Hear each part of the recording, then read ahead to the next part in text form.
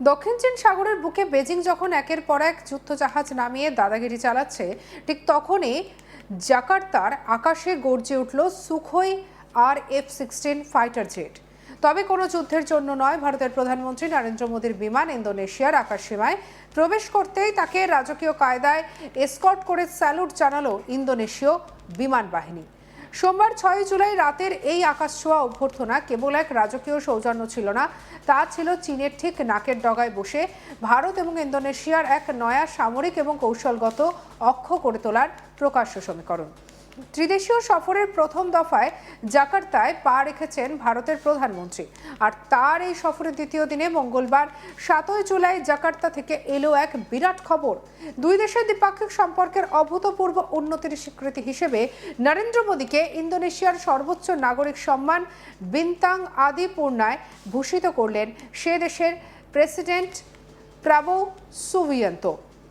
যে সম্মান সাধারণত সে দেশের সমৃদ্ধিতে ঐতিহাসিক অবদান রাখা মহিরুহদের দেওয়া হয়, তা আজ এক ভারতীয় প্রধানমন্ত্রীর হাতে তুলে দিয়ে জাকার্তা স্পষ্ট বার্তা দিল, নয়াদিল্লি এখন আর তাদের স্রেফ প্রতিবেশী নয়, বরং এক পরম নির্ভরযোগ্য কৌশলগত পার্টনার।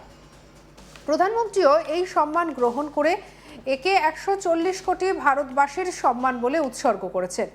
কিন্তু এই সর্বোচ্চ সম্মান আর ফাইটার জেটের গর্জনের আড়ালে যে আসল ভূরাজনৈতিক খেলাটি চলছে, তা হলো চীনের তৈরি করা অবরোধ ভেঙে ভারতের তৈরি বিশ্বখ্যাত ব্রহ্মোস সুপারসনিক ক্রুজ মিসাইল এবং সম্পূর্ণ দেশীয় প্রযুক্তিতে তৈরি অস্ত্র মিসাইল বিক্রির এক মেগা ডিল।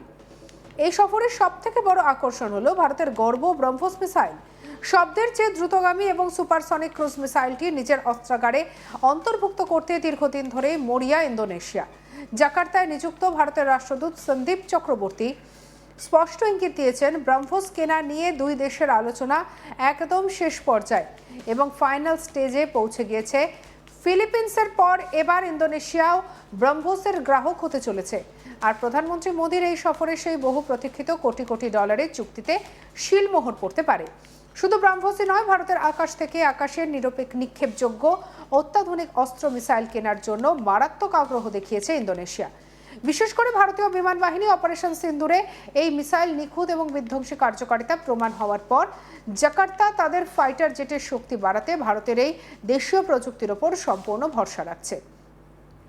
যদি এই দুই মিসাইল চুক্তি একযোগে বাস্তবায়িত হয়, তবে তা হবে ভারতের প্রতিরক্ষা রপ্তানি বা ডিফেন্স এক্সপোর্টের ইতিহাসে এক বিরাট মাইল ফলক।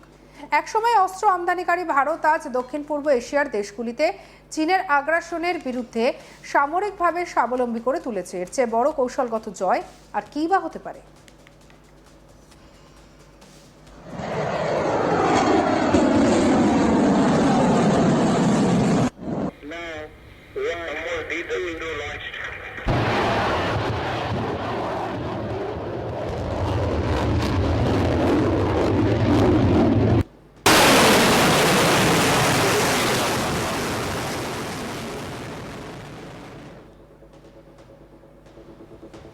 প্রতিরক্ষার বাইরে এই সফরের আরেকটি মাস্টার স্ট্রোক হলো ক্রিটিক্যাল মিনারেলস বা গুরুত্বপূর্ণ খনিজ উপাদান নিয়ে দ্বিপাক্ষিক চুক্তি। আজকের দিনে ইলেকট্রনিক গাড়ি, সেমিকন্ডাক্টর চিপ বা আধুনিক গ্যাজেট তৈরির জন্য নিকেল, কোবাল্ট এবং রেয়ার আর্থ মেটালের মতো খনিজগুলির গুরুত্ব অপরিসীম। আর এই বাজারে বর্তমানে একচেটিয়া দাপট চীনের। ইন্দোনেশিয়া বিশ্বের অন্যতম বড় নিকেল উৎপাদনকারী দেশ হলেও সেখানে চীনের প্রভাব সবচেয়ে বেশি। কিন্তু জাকার্তা এখন আর এককভাবে চীনের উপর নির্ভর করে থাকতে চাইছে না, তারা সব দেশের সঙ্গে সমানভাবে কাজ করতে আগ্রহী। ঠিক এই সুযোগটাকেই কাজে লাগাচ্ছেন মোদী। এই সফরের চুক্তি হয়েছে যে গুরুত্বপূর্ণ খনিজ সরবরাহ শৃঙ্খলকে শক্তিশালী করতে ভারত সরাসরি ইন্দোনেশিয়ায় ইস্পাত, নিকেল এবং রেয়ার আর্থ পার্মানেন্ট ম্যাগনেট উৎপাদনে বিপুল বিনিয়োগ করবে। এর ফলে ভারতের নিজস্ব শিল্পক্ষেত্রে যেমন কাঁচামালের দিক থেকে সুরক্ষিত হবে, তেমনি বেজিংয়ের একচেটিয়া বাজারেও এক মস্ত বড় ধাক্কা দেওয়া সম্ভব হবে। কূটনৈতিক চালেই এখানেই শেষ নয়, নজর ঘোরানো যাক সমুদ্রের মানচিত্রের দিকে। মালাক্কা প্রণালীর ওপর অবস্থিত কৌশলগতভাবে অত্যন্ত সংবেদনশীল সাবাং পোর্ট এবং সাবাং বন্দরের যৌথ উন্নয়নের কাজ নিয়ে দুই দেশের আলোচনা এক ধাক্কায় অনেকটাই এগিয়ে গিয়েছে। ভারতের নিজস্ব গ্রেট নিকোবর বন্দর প্রজেক্ট থেকে এই সাবাং পোর্টের দূরত্ব মাত্র 100 মাইল। চীনের বাণিজ্যিক জাহাজ ভারত মহাসাগরে প্রবেশ করার জন্য এই মালাক্কা প্রণালীকেই প্রধান রাস্তা হিসেবে ব্যবহার করা হয়।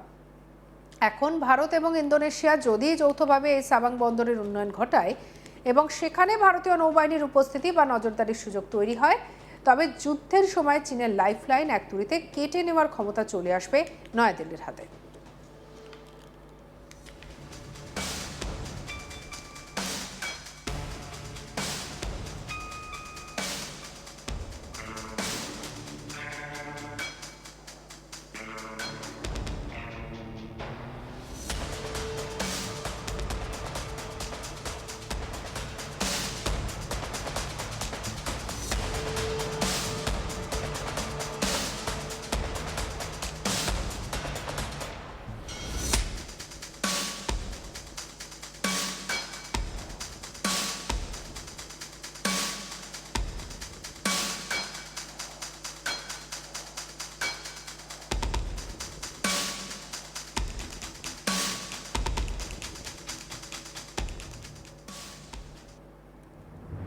ইন্দো প্যাসিফিক অঞ্চলে সামুদ্রিক নিরাপত্তা এবং ফ্রিডম অফ নেভিগেশন বজায় রাখতে এই সাবাং পোর্ট প্রজেক্ট আগামী দিনে গেম চেঞ্জার হতে চলেছে। সবথেকে চমকপ্রদ অনন্য সহযোগিতাটি উঠে এসেছে গণতন্ত্রের অন্দরমহল থেকে। ভারত এবার ইন্দোনেশিয়াকে তাদের নিজেদের দেশের উপযোগী করে বিশেষভাবে তৈরি ইলেকট্রনিক ভোটিং মেশিন বা ইভিএম তৈরিতে প্রযুক্তিগত সহায়তা দেবে। বিশ্বের তৃতীয় বৃহত্তম গণতান্ত্রিক দেশ ইন্দোনেশিয়া নির্বাচন পরিচালনা করা অত্যন্ত জটিল এক প্রক্রিয়া।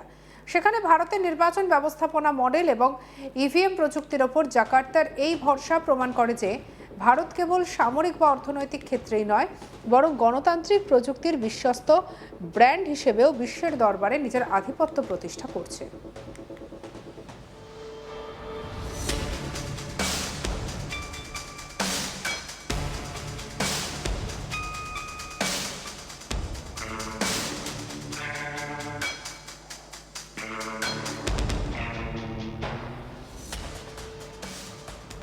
প্রধানমন্ত্রী মোদীর এই 3 দিনের ইন্দোনেশিয়া সফর এবং এরপর অস্ট্রেলিয়া এবং নিউজিল্যান্ডের উদ্দেশ্যে রওনা দেওয়া এই পুরো ছকটি আসলে ভারতের অ্যাক্ট ইস্ট পলিসির এক আগ্রাসী রূপ। সুদূর জাকার্তায় দাঁড়িয়ে যখন ভারতের প্রধানমন্ত্রীকে সর্বোচ্চ রাষ্ট্রীয় সম্মানে ভূষিত করা হয়, যখন চীনের ঘরের পাশে ভারতের ব্রাহ্মসের আর অস্ত্র মিসাইল মোতায়েনের রাস্তা পরিষ্কার হয়, তখন বুঝতে হবে এশিয়ার ভূরাজনৈতিক রাশ এখন আর কোনো নির্দিষ্ট একটি পরাশক্তির হাতে নেই। মোদীর এই সফরের মাধ্যমে নয়াদিল্লি স্পষ্ট করে দিল এশিয়া প্যাসিফিক অঞ্চলের সুরক্ষা এবং চীনের দাদাগিরি রুখতে ভারত যে কোনো ফ্রন্টলাইনের নেতৃত্ব দিতে সম্পূর্ণ প্রস্তুত।